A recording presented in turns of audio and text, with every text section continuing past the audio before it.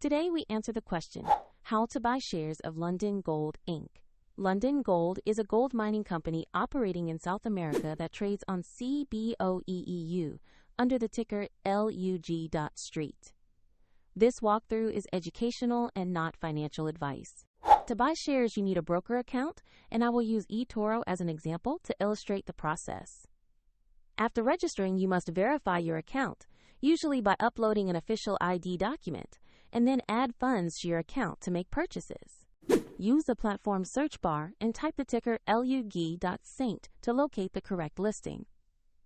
Select the Lundin Gold Inc. result to open its asset page on the exchange.